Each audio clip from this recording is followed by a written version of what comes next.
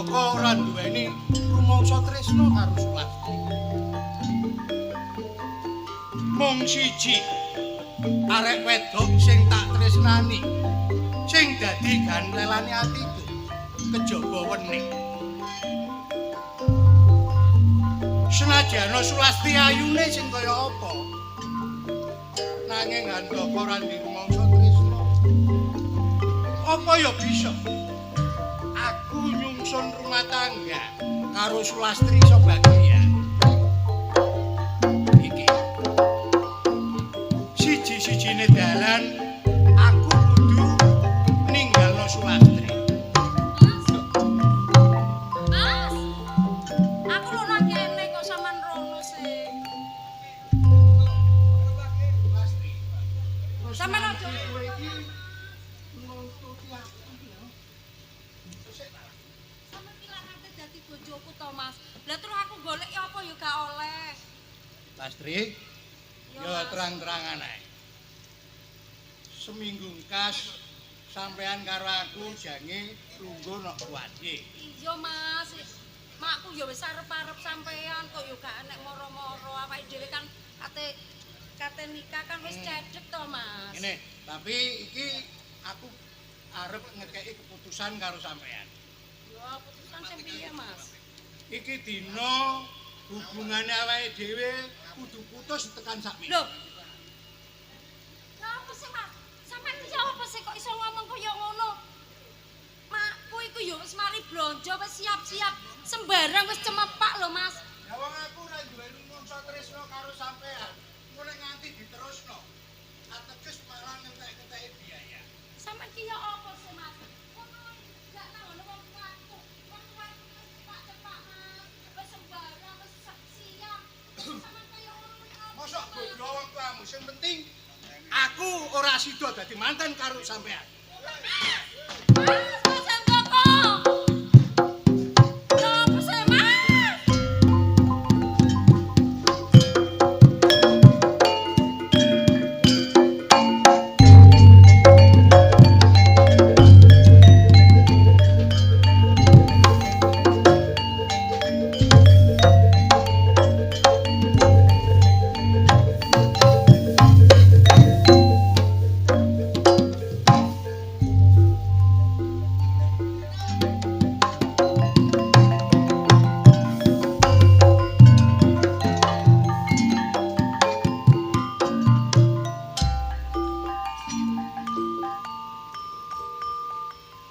Urip bolak-balik kok dadi rondo.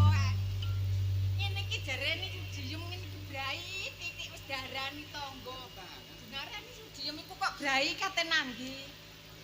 Ya Allah, kula niki wau nggih keng blonjo-blonjo. Si Lastri niku pun kajenge nikah, kirang sak sasi.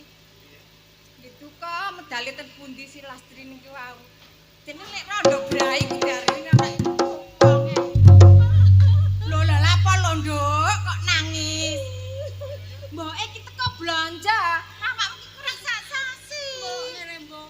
Aku ki makan metuki Mas Handoko, Mbok. Lah terus piye, Handoko? Oh ya, Mas Handoko kasih dong rabi aku. Lho ya Allah, Nak. Lah terus piye lho, Nduk? Lastri awakmu. Ya apa sih, Mbok? Aku ya wis kadung seneng, Mbok. Aku mau, Mbok. Lah terus lek seneng iku terus piye? Karepe Handoko ku lho, Nduk. Aku ya isin karo wong to, Mbok. Padahal iki mang si Mbok iki wis blonjo ra karo-karoan. Pokokno baju ki mantekno awakmu. Ya ya, Mbok. Aku piye-piye yo tetep njaluk dadi rapi Mas Handoko, Mbok. Aku. Ya wis ngene lho, Nduk, gak usah bingung. Nek memang awakmu gorong. Jodone karo Handoko. Assalamualaikum.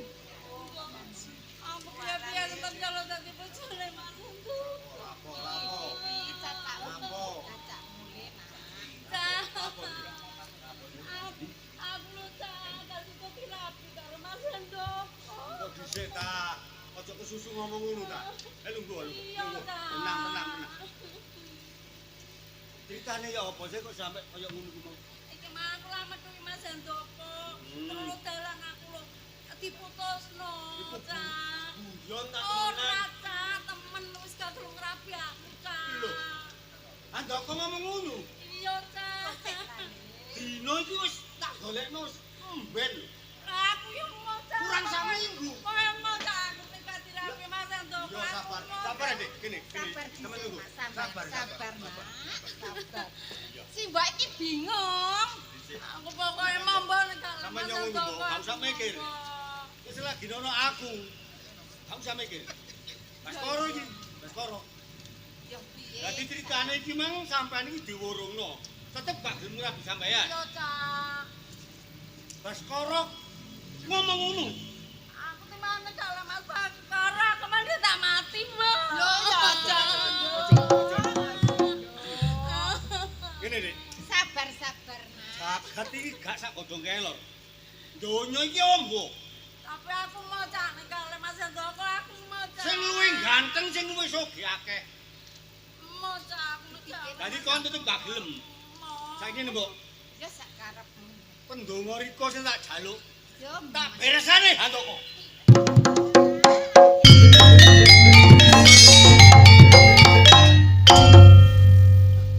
aku mau katene dadi nganten ya, Mbok ya. Aku sida dadi bojone Mas Andoko ya, Mbok. Aja ngono ta, Nak. Mbok mikir sing jelu, Nak. Iki kurang sadilu ya, Mbok ya. Aku tak brai, Mbok. Bingung, Nak. Lah, Mbok, aku tak dandan sik ya, Mbok. Iya, Nak. Walah, Lastri, Lastri. Anakku si Lastri, aja sampe bingung sing kaya ngene, Nak. Aku kene nganten yo, Mbok. Iya, tak brai, Mbok. Sing Mbok aku tak brai, Mbok. Nek tak kari yasin. Nah, Mbok aku brai yasin. Aku tak brai kene, Mbok.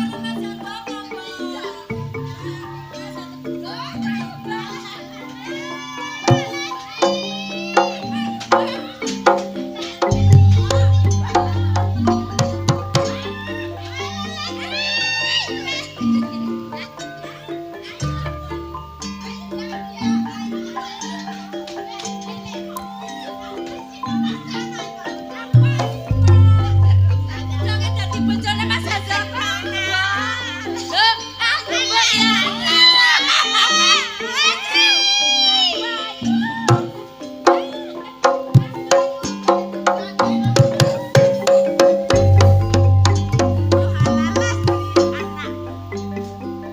Nanti mlayu mundur cibak gak bakal. Meneng-meneng ngadut. Nanti do awakmu tak tututi lagi.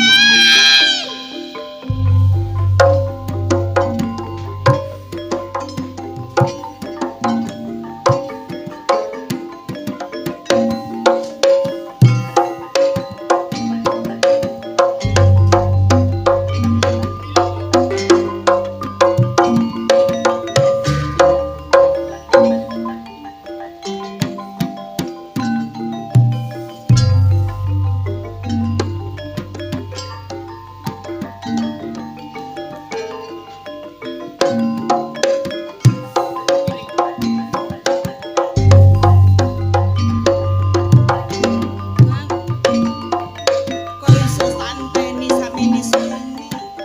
Aku wis nok pinggire prapatan kene mah tola-tola kok sampean gak teko-teko. Ngene iki aku ya duwe rumasa isin to, Kang. Sawangane wong wedok kok gak ono regane. Ngenteni gendaan nok tengah dalan kaya ngene disawang wong ya ora pantes ta. Kang Atoko iki ya apa lho janjine jarine setengah jam mang. Tapi ora teko-teko. Sampeyan iki mrene ta ora karuane aku nak tak nyingkre ngono lho, Kang.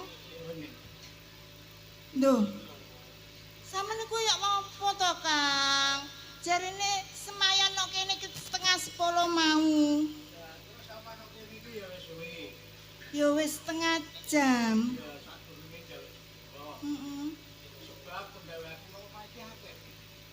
Iya. Ono telate iki wajib kula sampean. Iya tak sepuro, Kang. Tapi sampean teman-teman ora belanjani janji sampean teman-teman teko kene aku ya wis seneng to, Kang.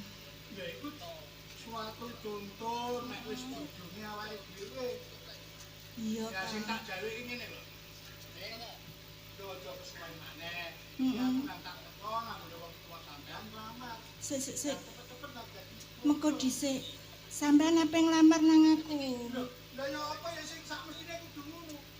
Wong aku wis kadung seneng karo sampean, terus sampean uga seneng karo aku. Ya terus kapan maneh?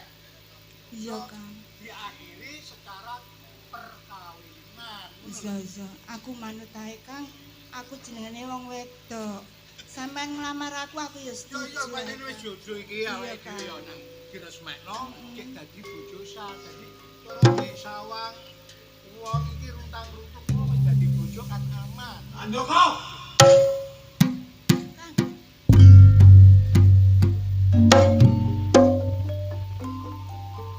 Sampean.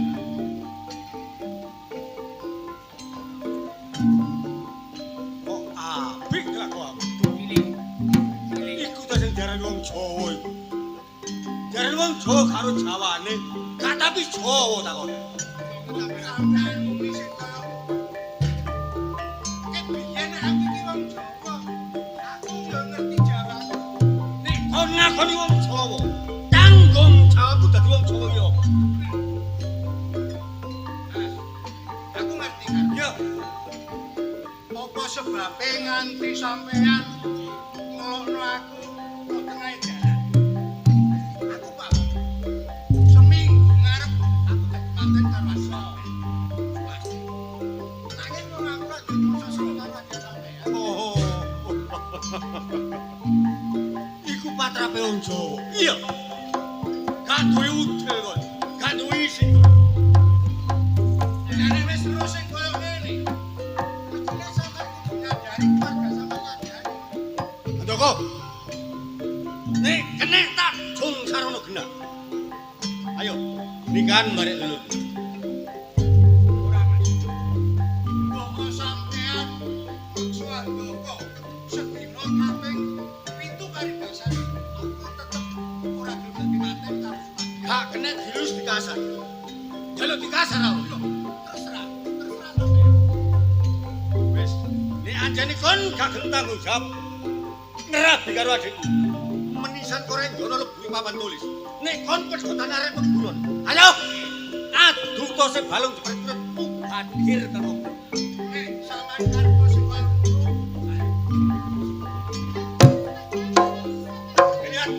Gini kan?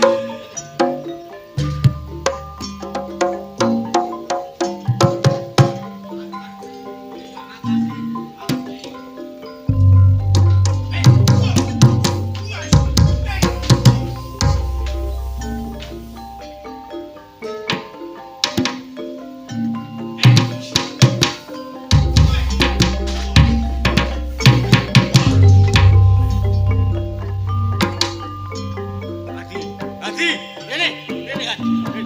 Kopi ini.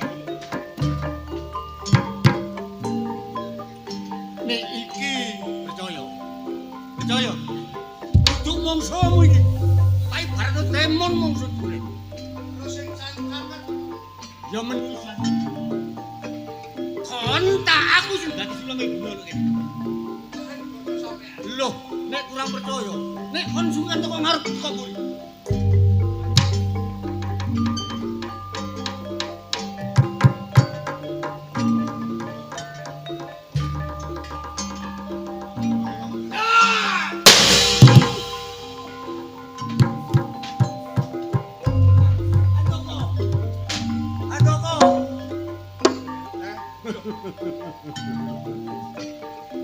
Lalayak.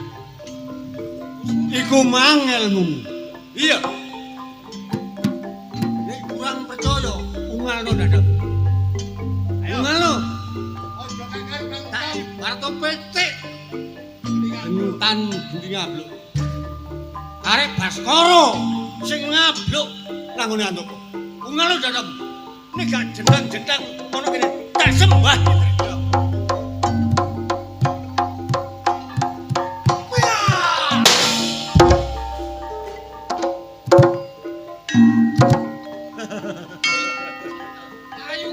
Tarung sampe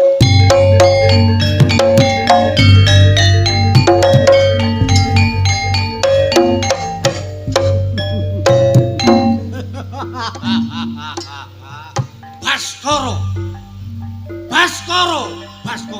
Kupingmu yo gak dublek, mripatmu yo gak bidang. Pedotane arek keburoncong. Tarung guru sampe biblek kulite. Kepelayu, terbirit-birit. Rungokno kupingmu. Andoko. Rungokno. Omonge Baskara. Gak esuk, gak sore. Gak iki, gak besok. Bebasan dalam rumah tangga. Gak bisa nemani penak, kocok. Ayo.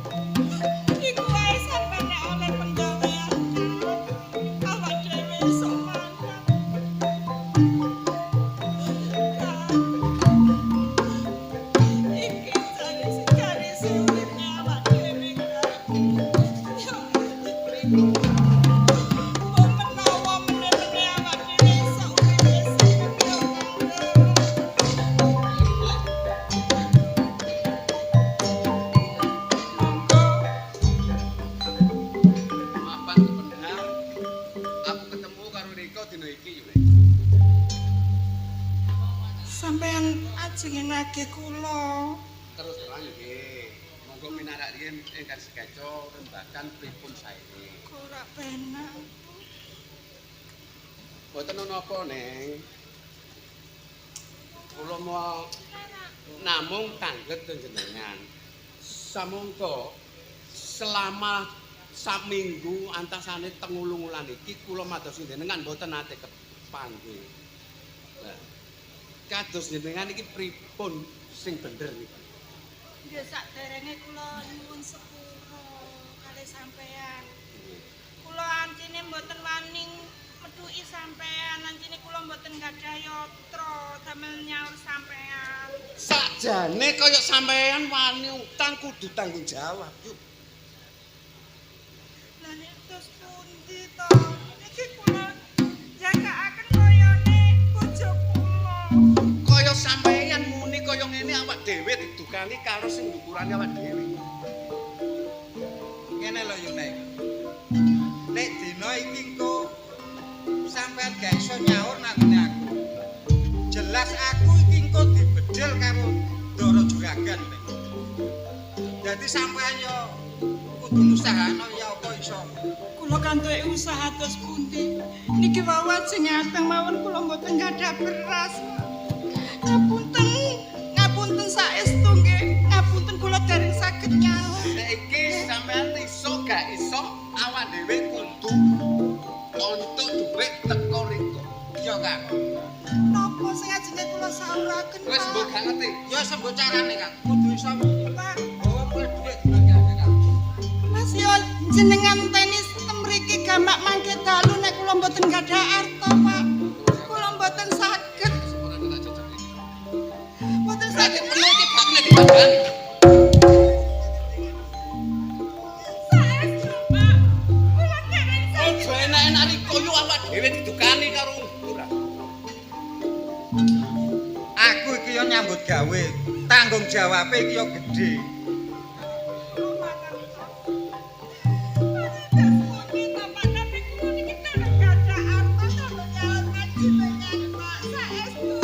Jane aku ki ora menawa.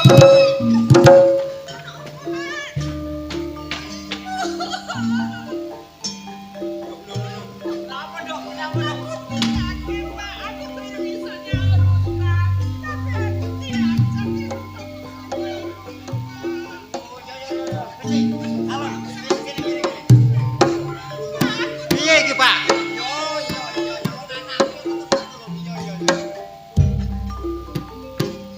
Ngapunten niki wau masalahne nopo? Kula niki wau dumugi dusun kula kepengin nyambangi anak. Dados dupi ngriki kok anak kula sampean ajar niki masalahe nopo? Yogane sampean iki ngaten lho, Pak. Nggak ada utang kali juragan kula. Yo. Ben kula mriki niku disemayani. Ben kula mriki mboten wonten. Terus anane semayani ngoten niku nggih mboten gadah. Kok sampean sampe nandangi yoga kula niku kula mboten trima. Nuwun sewu. Bener yoga kula Ya. utang. Semoyo kena iki tapi carane menungso iku didepi wong nek aja digeleki ilang, geleki ilang. Cara sampean dhewe nek tak golek ilang terus ya apa? Dadi kowe teman-teman duwe utang karo bapak iki. Aku duwe utang Bapak. Piro utangmu? Mangan tok, Pak. Piro? Aku duwe utang 2 juta, Pak. 2 juta. Iya, Pak. Pak, wong kadare yo duwe utang 2 juta kok sampean iki ngaplok iki. Iki menungso iki. Kabeh nuwun sewu, Pak. Kabeh bukti lah nyatane. Awak dhewe gak sampe duwe ati kaya ngene, cuk cara digeleki. Tak parani iso ketemu. Yo, Iso ngomong secara apik. ya wis.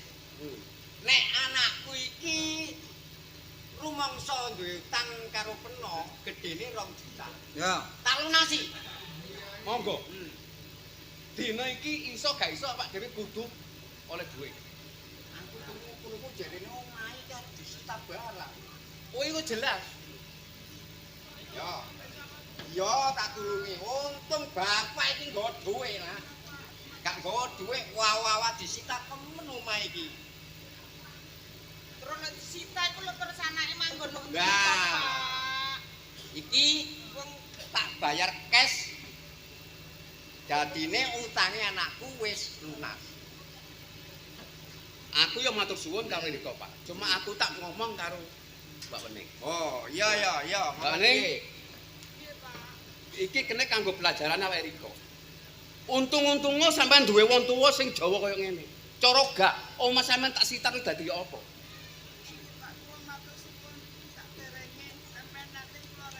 Nah. Wis padha-padha.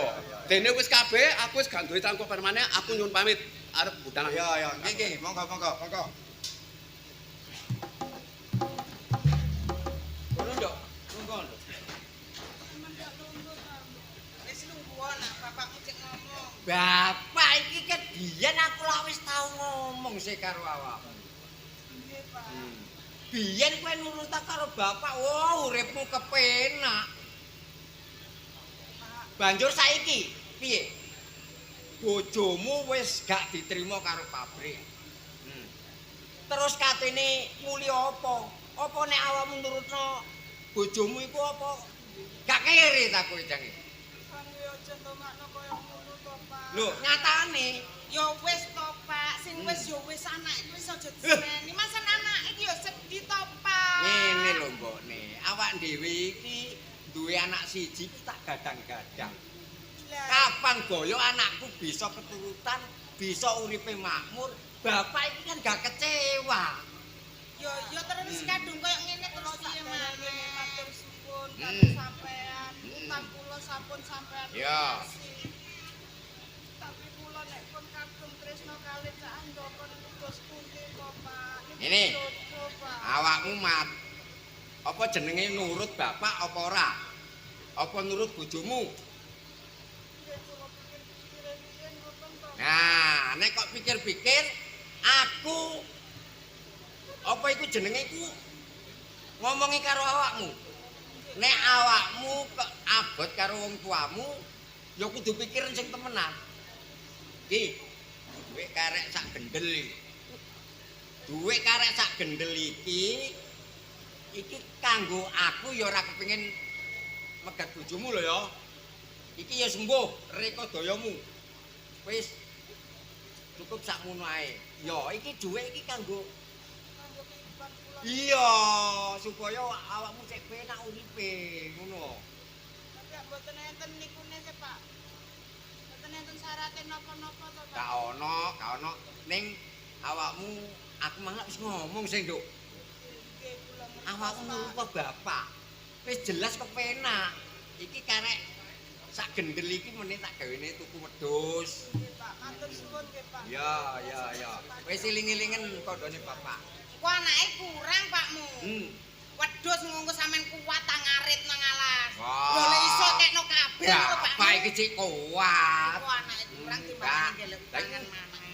Bojomu nanti, Nduk. Iki wae pamitan nyambut gawe, Pak. Pamitan nyambut gawe. Panggul teng pasar. Hah? Bojomu paling-paling yang nguli. Nggih kersane ta, Pak, pokoke halal ngoten to, Pak. Wis, aku gak samjuk.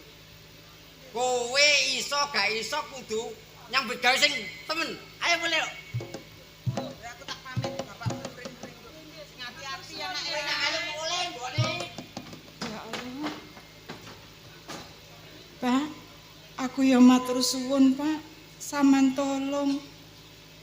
Tapi aku nek dikongkon pisah karo Kang Handoko aku ya abot to, Pak. Kapak-kapakno Kang Handoko iku wis jodohku, Pak. Aku tresno, Pak, ora bakal tak tinggalno, Pak, Kang Handoko. Aku nok ngarepe sampean mang ora wani muno, Pak. Kok sampean nang dadine lara ati. Kang. Sampeyan yo tekon ndi ae to, Kang. Rane dicengake. Iki mangono wong nang kene, Kang. Aku diudo peksa. Aku diajar Kang ketengahe iki mangono bapak ambek ibuku mrene, Kang. Dadi bapak karo ibu mau wis teko papan kene. Iya, Kang, malah utange awak dhewe wis disauri, wis lunas, Kang. Tapi yo ngono, Kang, aku arep ngomong karo sampean. Sampeyan aja muring-muring yo, Kang Handoko. Wong sampean iki bojo. Nek jange ana masalah sama ngomong karo aku. Aku ora bakal muring-muring karo sampean. Iya, Kang. Bapak mang meling aku, Kang. Nek aku karepe dikongkon ninggalno sampean, Kang, tapi aku ora kok, Kang. Aku ora bakal ninggalno sampean, Kang Handoko. Dik wedi. Iya, Kang. Aku percaya karo sampean iki. Nek temen-temen sampean iki tuh bukti karo aku. Iya, Kang. Nanging aku sing gak iso nyukupi karo sampean. Wis salah, Kang. Aja atik nyalano awak sampean dhewe, Kang. Wis ta, ayo awak dhewe Kang. Nanging aku dadi wong lanang kurang tanggung jawab mestine iso mulyakno sampean, iso mbahagiakno sampean. Ing nyatane sampean dadi bojoku malah sorong. Aja koyo ngono to, Kang. Iki mbok menawi iki jek ujiane awak dhewe, Kang. Sapa tro, awak dhewe meneh-meneh iso kepenak to, Kang. Iya, Kang. Kaya nek tak terusno rumah tanggaku karo rumah tangga sampean dadi nyek-nyekane tangga tepare. Wis ora diurus omongane tangga, Kang. Sing penting awak dhewe nglakoni ora sampe bentetan, Kang. Ngene Dik ya. Aku duweni pendapat sing luwih apik. Duwe pendapat iso awake dhewe urip mulya ana alam donya terus ora nganti dinyek marang tangga tepare. Apa, Kang, pendapat sampean, Sing Kang? penting sampean manut karo aku. Nek Manut, aja kesuwen kene Dik ya. Nandi, Kang? Wis to, manut karo aku ya. Awak dhewe ninggalno omah iki, Kang. Ayo ninggalno omah iki, sing penting besok awake dhewe iso urip kepenak. Ngono, Kang. Ayo. Ayo aku manut, Kang.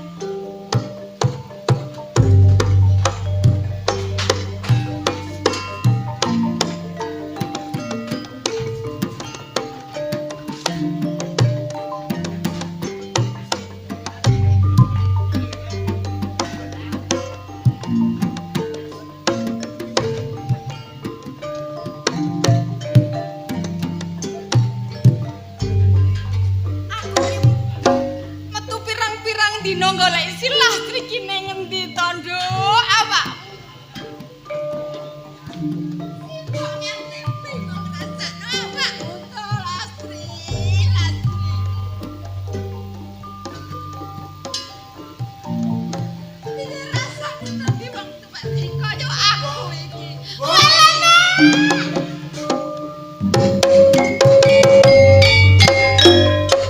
Tak goleki mbok nang omah. Nang omah tutupan. Lah adek Lastri nandi, Mbok? Aku pirang-pirang dina golek ya dimulai. Sampeyan iki mau yo goleki, Mbok. Golek. Oh, Mbok kok becik engko iki. Aku malah wis ngomong sih, Mbok. Winganane iki ngomong. Iki kono omahe. Aja melok-melok goleki, aku wis tuwa. Senajan wis tuwa sih, Mbok. Ngerti. Anak iki ngerti. Wong tuwa ku abot anak iku wis. Padha duwe anak kaya adikmu sing Lastri sing kaya ngono. Wis saiki ngene ae, Mbok. Aja sampe Riko iki pisah karo aku. Ayo digoleki aku bareng-bareng ya, Mbok. Lastri, tenan nasi.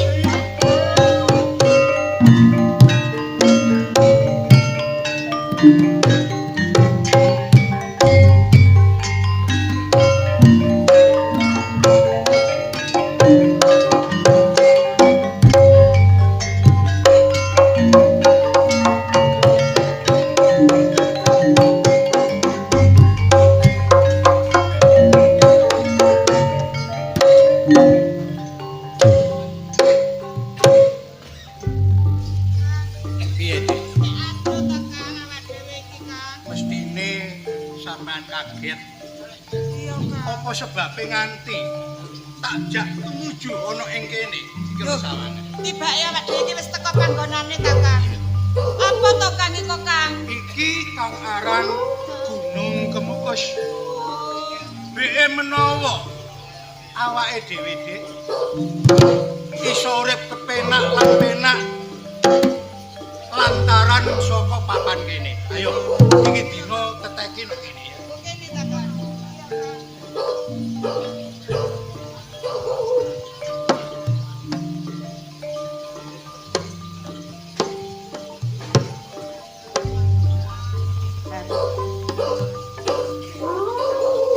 Oh, wilahing sekaring Bamono Landi. Gak layak. Kahananing ana ing Gunung Kemukus iki beda ora kaya padatan dina-dina saben dinane. Wong sak putite Gunung Kemukus ana wong loro cacahe lanang lan wedok. Oh ya Kang Ger. Sak temene aku wis ngerti apa kang dadi sejolan karepmu, Ger. Mula, Ger, aja suwe-suwe anggonmu teteki ana nggone pucle Gunung Kemukus kene, Ger. Enggal guguro aku bakal paring sabiyantu. Apa kang dadi sejolan karepmu, Ger? Ger, enggal guguro, Ger.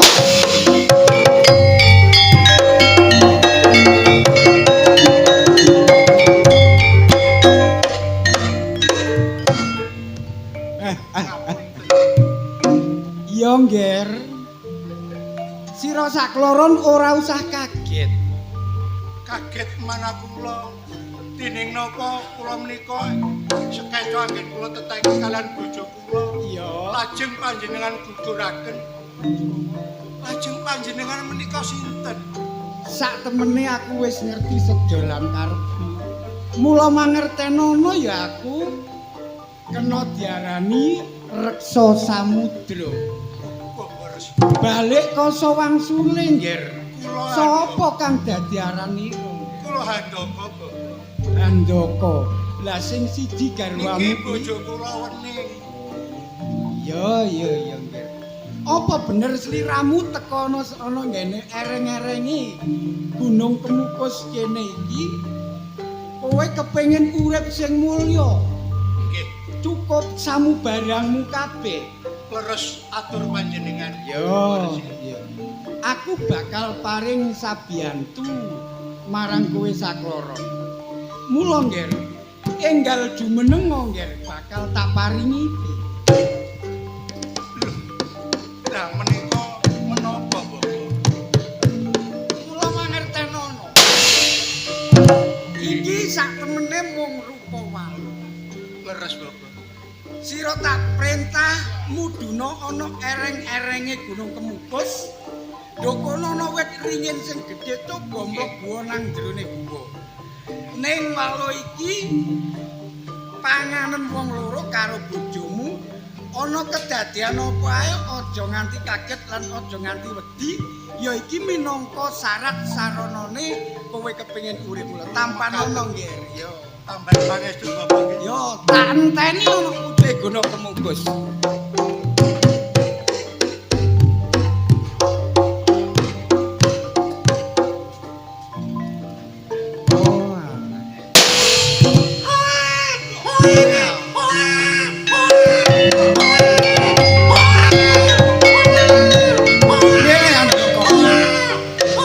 Handaka kelawan wening. Aku ngarep mau wis pesen. Ana kedadian apa wae aja kaget. Ya iku minangka syarat lan saranane kowe sakloron bakal urip mulya. Terus kula kalian bojo kula nedalani kepala. Nyatanipun bojo kula sampun ngageni Wujud punang jabang bayi iki. ya menika syarat lan saranane. Kula menika dados tiyang ingkang cekak.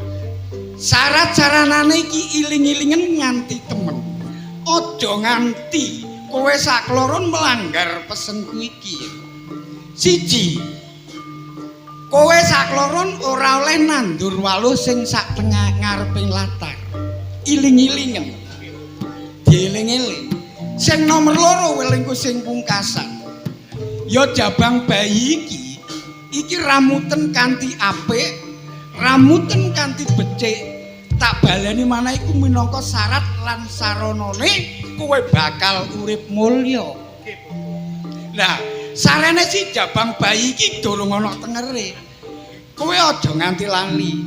Ya jabang bayi iki gak tak arani sapa-sapa. Sineksenan geter, pater, bumi, suket, kayu watu, gegodhongan, jagat saisine. Jabang bayi iki wujude lanang tak paringi asma Lintang Kemukus.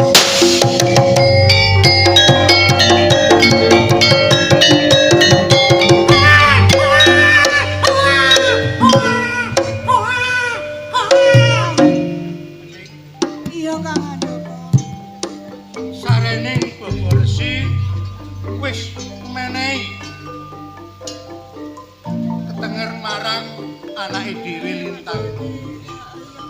iki dina ayo balik nang Bali Puman ngramut bocah bayi iki supaya nang gedhe awake cek dadi wong sing mulya ya. Iya Kang, ayo Kang. Aja mapan kesana ya.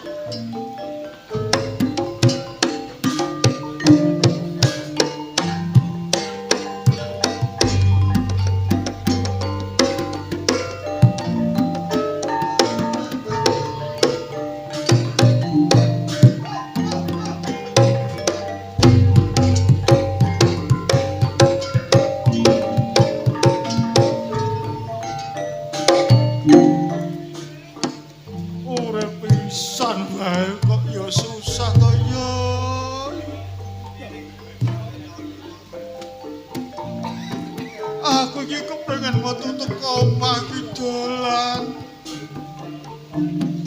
Saben dolan iki aku didoyak-oyak karo wong kampung. Nek etan aku ora le kanca.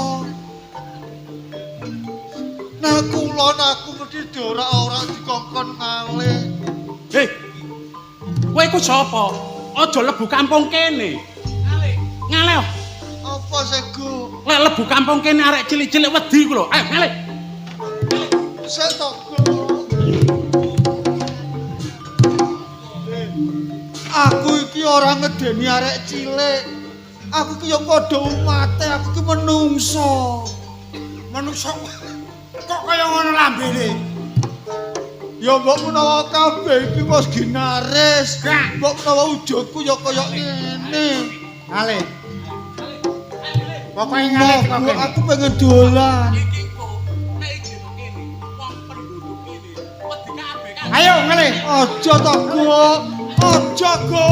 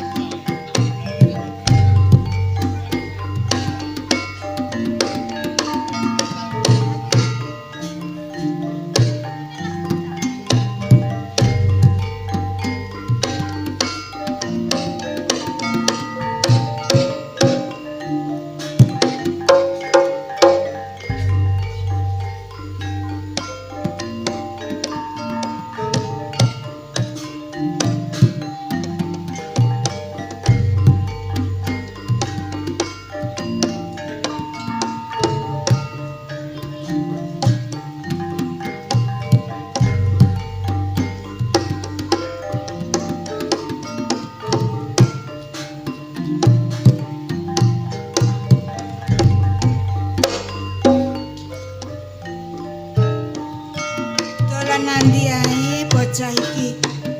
Wis seru udan-udan kaya ngene mbok ya nang mule. Ngene iki ibu yang doleki ae lho kemukus. Le. Masih dolen ya dulino. Ilinge omah le. Ngene iki ibumu ya. Iki jenan nang omah. Kalau ya durung mangan awakmu mbok ya iling. Wetenge nek lesu nang mule. Kok iso dolen nek kadung karo kancane ora mule-mule.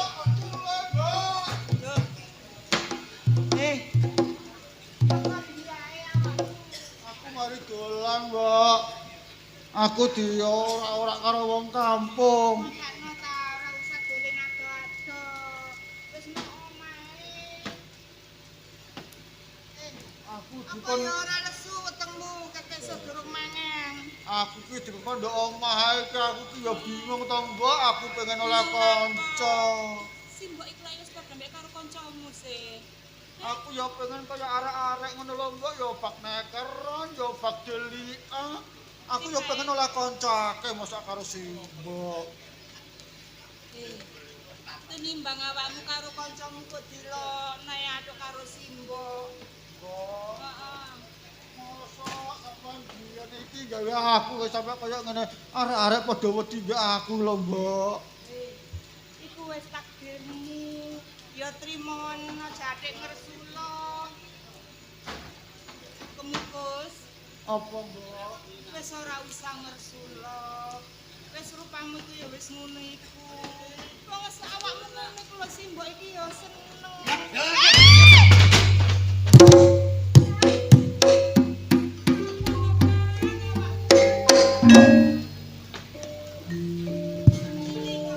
Anak Apa sih, Pak? nyebeli rumah tangga. Nyatane perusahaan sakmono gedene rugi. Mergo aku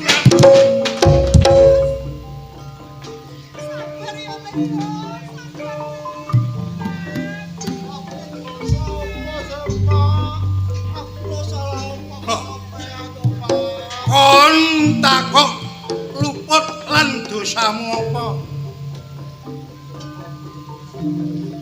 Nyatane perusahaan sakmono gedene ajur perkara dapuramu ya.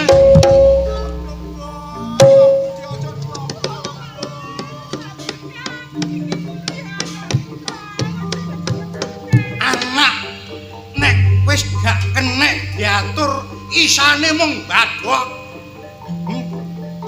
Regane lar beras iki larang.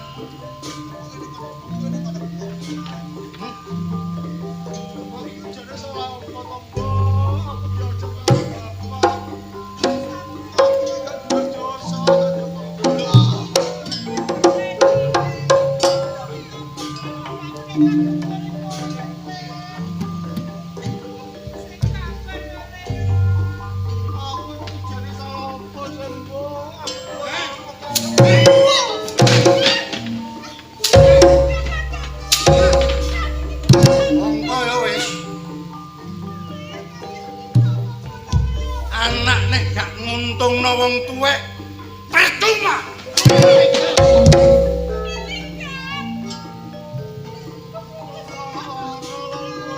Loro iki.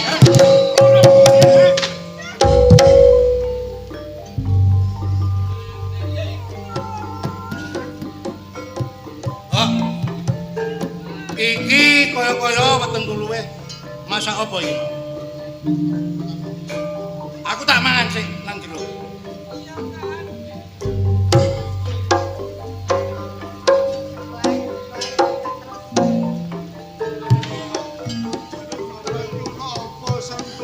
Iku mang paling ana masalah no pabrik le. Awakmu yo kudu sabar yo le yo. Sepurane Simbok ora bisa wani marang bapakmu le. Awakmu ae sing sabar yo nek yo. Aku mang masak jangan asem goreng iwak jahe. Awakmu mangan. Gak arep ta. Iku ngono senenge pakmu. Aku mangan cilik mbok lesu mbok. Awakmu mangan. Yo tak peno yo le. Terus lawak-lawak kerupuk ta apa gak apa, Mbok. Wetengku lesu.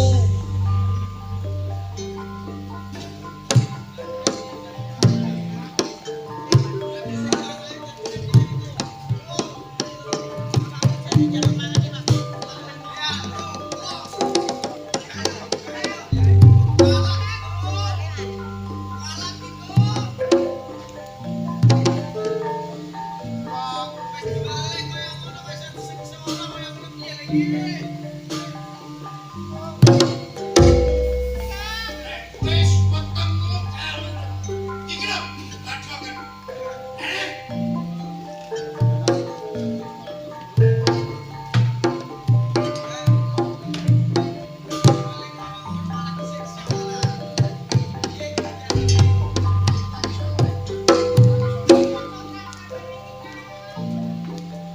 Nek wis durung jeglak entekno.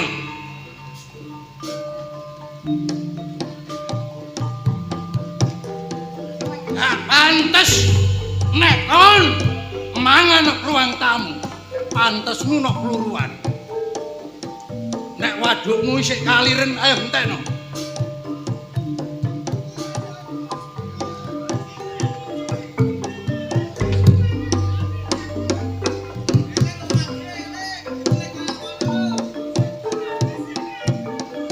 Bune!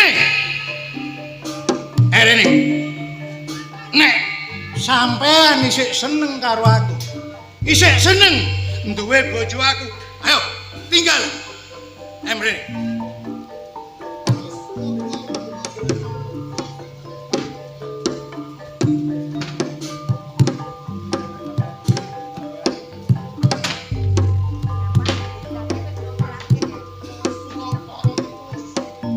Wis wareg wadukmu. Mestine kon ora pantes mangan sego. Lah wong dapuramu kok ngono. Regane beras iki larang. On jange adus.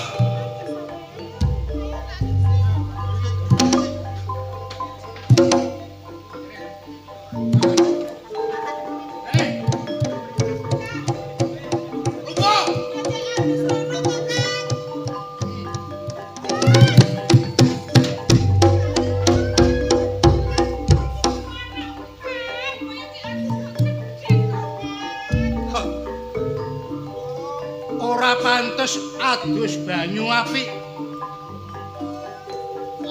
Pantese hapuran kaya ngene iki aduse ya banyu leri. Banyu pecereng.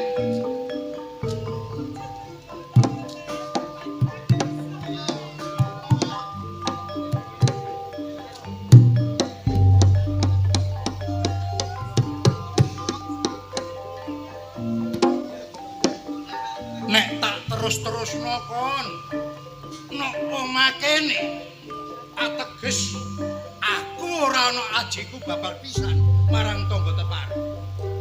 Mergo kon ra pantes dadi anakku.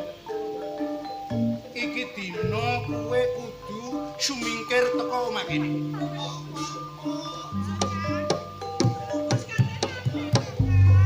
Peduli apa? Wong arek wis dewasa. Wis ero dalan yo iso mlaku sak karan.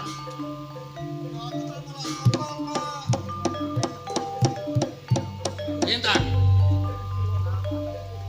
Mumpung aku isih duweni welas ati marang kon. Gelem ninggalno makene apa? Gelem ninggalno makene apa?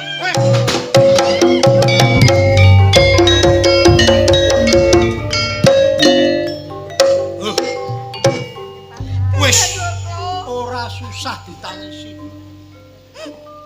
Kang. Apa sing sampean sayang? Lah wong dapurane kaya ngono. Ilingo, Kang. Ilingo biyen, Kang. Awak dhewe uripe kaya apa, Kang? Sajoke awak dhewe ngramut lintang ilingo, Kang. Awak dhewe ora serba kekurangan. Hah, omong apa? Nyatane sakwise ngono lintang, perusahaanku bangkrut. Perusahaanku iku wis ajur. Mergo enek lintang nok papan kene. Ora pantes lintang kemupus. Awakmu ora usah nyalano lintang to, Kang. Lintang iku ya anakmu. Awak dhewe oleh ngramutke bayi, Kang. Ora usah nyalano lintang yo, Kang yo. Nek temen-temen sampean abot lintang tututono lintang. Tak pegat lho. Tak pegat lho. Lah nek sampean gak gelem tak pegat kudu manut wong lanang. Aku iki presidene rumah tangga, sampean wakil. Wakil kudu manut presidene rumah tangga. Tapi apa nasibe lintang coba, Kang? Aku anget-anget aku iki. Wis ora susah mikir lintang. Sing penting awake dhewe ayo. Nyambut gawe maneh sing temenan cek iso pulih maneh perusahaan awake dhewe. Ayo.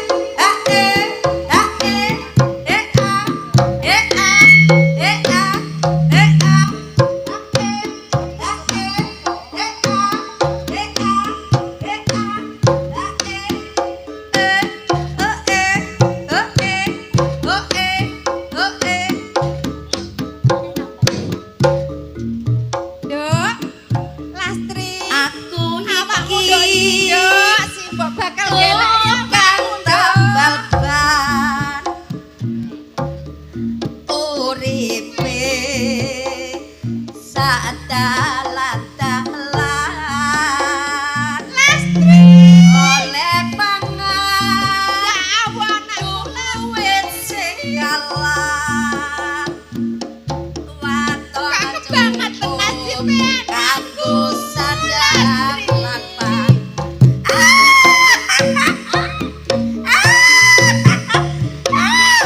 aku nyanyi karo sapa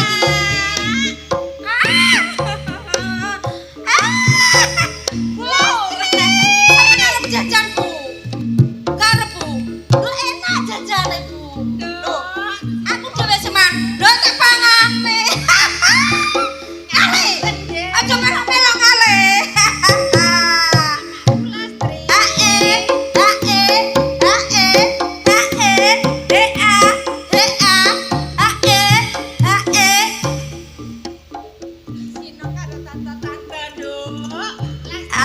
enak adikku. Kayak krungu suarane dulurku Sulastri. Makasih nggih. Ngapunten nggih, nyoba kula keduwen iki. La ilaha illallah Muhammad Rasulullah. Dulurku. Mbok. Aku mbok. Baskara, Mbok. Waton cukup kanggo sadalan pangan. Sewelas aku yo jelut to Bu. Aku iki makasih Bu nggih. Tukang tambal ban. Lho ya Si Mbak isin yo.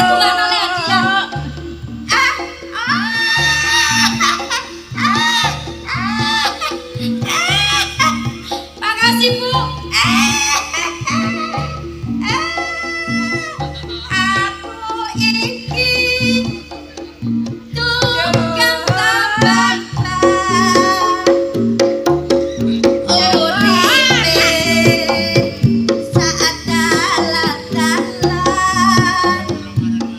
golek pangan duit sing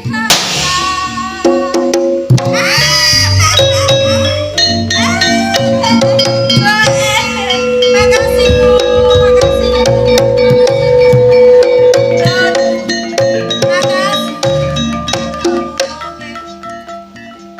Lastri.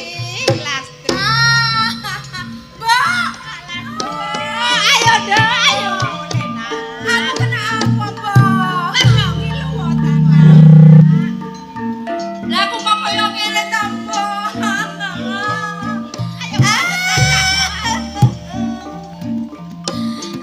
Aku kok koyo ngene ta, Mbok? Lastri kok kebangetan awakmu, Nduk. Mbok.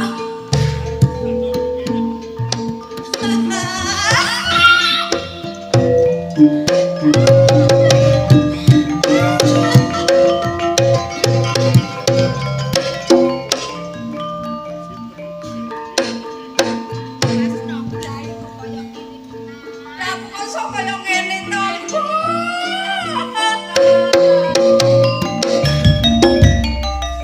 aku kok sok koyo ngene to, Mbok. Iki aku kena apa, Mbok? Dene, sampeyan ngadeg. Ngadeg kok, Dik. Ngadeg. Lho aku situ terapi Mas Handoko to, Mbok. Lho kok gak situ sih, Mbok? Ndok ora bisa. Sing sabar, sing Lho gak situ lah aku to, Mbok. Meneng-meneng ta, Nduk. Masih ngono yo. rungokno dhisik. Mbok, rungokno Mbok nek ngomong. Aja kok ngedapi ya ta, Dik. Takon sing atimu takon sing jembar. Iki wis kadung seneng lho, Mbok. Yo ajane lek Gampang. seneng gak nek tokone si Mbok biyen nang ngono, Nduk. Kancane cacak iki sak bajek kiyek-kiyek. Sing sak ndukure handoko gak kurang.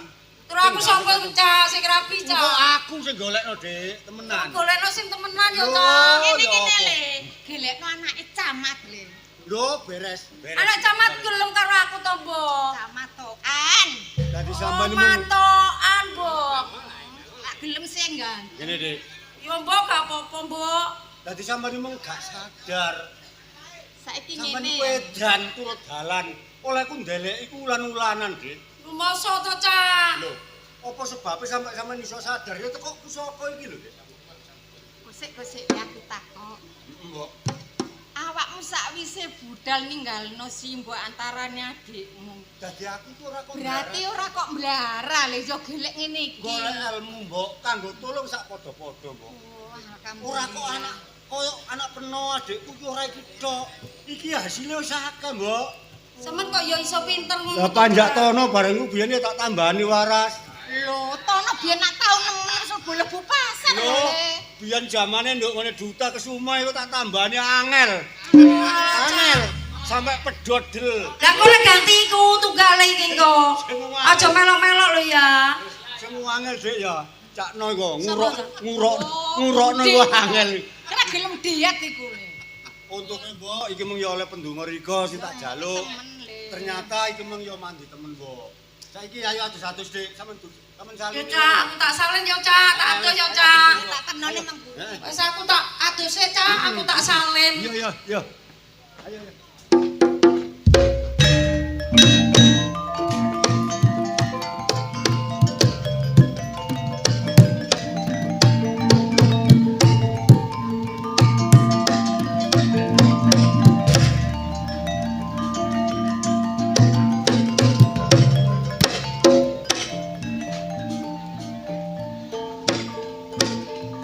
Wes. Aku dadi wong melarat maneh, Dik. Ini Dik ya.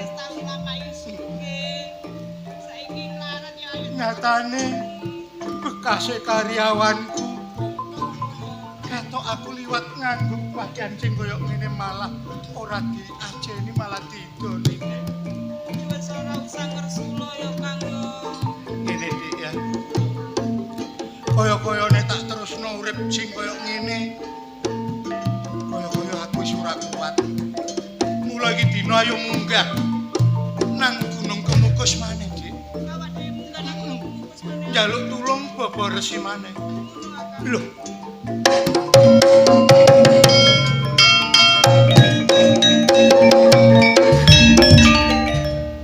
Sawang-sawang saka kadohan. Nggih. Iki ora liya ya Handaka kelawan Iki Windu. kalian bojoku. Coba matura kanthi padhang terang lan terwaca marang Gusti. Mekaten Bapak. Kula menika sak sampunipun kala semanten jenengan tulung Iya. nyatanipun kula sampun sugih. Wis. Lajeng weling panjenengan kula lalekaken nyatanipun kok kula nggih melarat malih lho. Bapak Lah Resi. kamangka iku nalika ketemu ana pucuke Gunung Kemukus aku wis mawanti-wanti marang kowe sekarone. Siji, aja nganti nandur waluh ana sak ngareping latar, tengahing latar. Nomor loro, ya si Lintang Kemukus iki kudu diramut kanthi apik kuwi sak temene ya anakmu dhewe Handaka. Dados Lintang Kemukus nika tasik darah daging kula piyambak. Iku darah dagingmu. Mula aku wis meling. Lah lajeng kados pundi Bapak nek pun wonten kedadosan ingkang kados mekaten? Wis, iki welingku sing pamungkasan. Nggih. Aku sik gelem aweh pitulungan marang kowe. Ning ana syarate meneh. Syarat lan sarananipun menapa? Syarat Bapak Resi? saranane meneh. Tak suwono marang ngarsaning Gusti kang murbeng dumadi. Lintang Kemukus kuwi golek ana nganti ketemu, ramuten nganti becik merga iku anak-anake temen. Nggih, Bapak. Wis cukup sakmono tak tinggal Handaka kelawan meneh. Matur sembah nuwun saderengipun Bapak.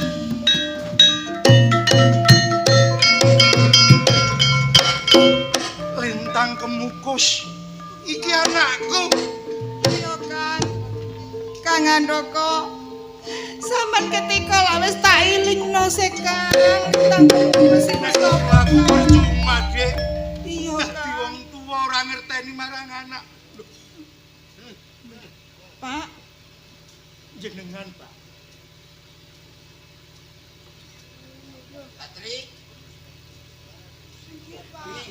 Ini kok lagi. Nggih, Pak. Sampeyan kalih jenenge kula mawon kok lali sih, Pak. Tak rungokno mbiyen iku ket tahun piro iku? Jarene awakmu wis mulya. Nggih, Pak. Terus kenyataane kaya ngene kabeh piye? Nggih donya mboten tumut nggada, Pak. Donya niku namung titipan, tapi dos pundi malih kula diganjar melarat malih, Pak, sak mangke. Nggih. Aku kepengin ro critane uripmu iki kepiye? Nggih, ngeten Pak, saderengipun kula badhe matur kalian jenengan. Dik rikala semanten menika urip kula kan melarat kalian Dik Wening. Ya. Lajeng kula menika dugi wonten Gunung Kemukus. Dadi awakmu sampe anjok Gunung Kemukus. Nggih. Sak perlune Supados kula nika badhe nggih ngrubah nasib nyuwun tulung kalih ingkang mbawursa wonten Gunung Kemukus.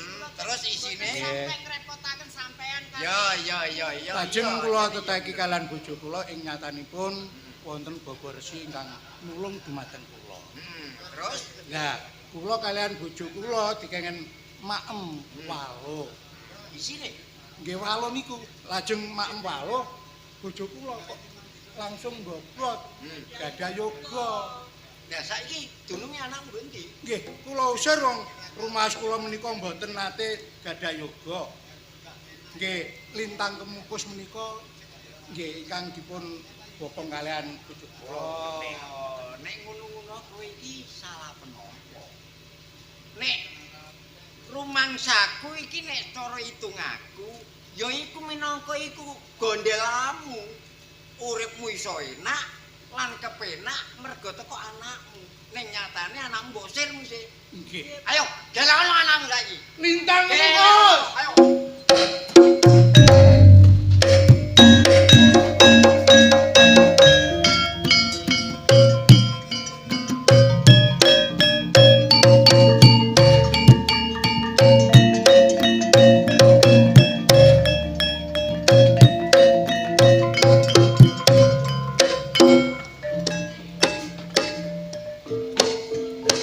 Wis rada paran. Ora ngerti dununge lor kidul adomah. Angger wayah turu aku mesti sak paran-paran. Bapak karo sibuk wis ora gelem tak eloki maneh.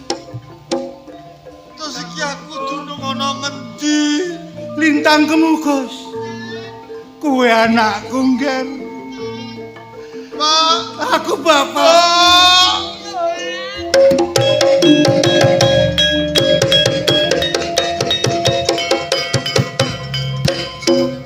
Awakmu nanti ae to, Tan. Aku nuruti ati, Mbok. Sak paran-paran aku bingung. Lintang Kemukus. Sadurunge bapak jaluk sepuro karo kalian. Nyatane kowe tak ajar sing kaya ngono. Wong kowe isih darah daginge bapak, Nel. Kowe apa sing gelem nyepuro karo bapak? Sepuro dia leo. Sampeyan itu ora salah, Pak. Aku sing jaluk ngapura. Aku sing salah, Ger. Ya iki putumu, Pak. Iki sapa, Bu? Iki ngono mbahmu le. Iki Mbak. Lho kalem sik. Lho kok wedi to, Bu? Pak, iki ngono ya putumu Lintang, Pak, anakku. Oh, iki sing kena jaran lintang. Nggih. Terus, Mbak. Niki Senajan senajana rupamu ana sing kaya ngopo. Ya, iki termasuk kowe iki ya sik putuku. Lha Pak putra Pak to, Mbak? Iya, putune Mbak Tok. Ya iki Mbak Kuntok. Saiki ngene le, ngene. Nggih. Iya, Mbak, iya, Mbak. Angel, Pak. Terus pundi, Pak? Nah, iki wong kaya ngene iki biyen iki ya oleh nek teko nggone gunung iku. Nggih. Terus kepiye iki misale? Ya ngeten. Nah, piye-piye? Sedaya kala wau pancen sing lepat menika kula, Pak. Nah, sing lepat kan awak. Nggih. Lajeng sakmenika sampun kepanggih kalian yoga kula nggih darah daging kula piyambak. Ateges kula menika gadah luput kalian lintang kula. Amungko saiki ngene lho ya. Saiki awakmu tak ramut ana omahku, ya. Gelem apa ora tak kongonan. Mboten, Pak. Kongonan kebuk. Mboten, Pak. Mboten. Piye? Pokoke lintang kemukus menika sampun ngantos uwal saking jiwa raga kula. Ya. Awit menika tasik darah daging kula piyambak kalian cucu kula wening. Mula niki dinten nek perlu jenengan monggo. Monggo ten griya kula kemawon. Sak balike lintang kemukus menika sampun dipun dekaken wonten griya, monggo dipun rupya-rupya. Nah, dirame-rameaken, ditanggapaken ludruk Jaya Taruna. Itulah tadi sebuah judul cerita Lintang Kemukus, telah purna dan sirna dari pandangan kita semua.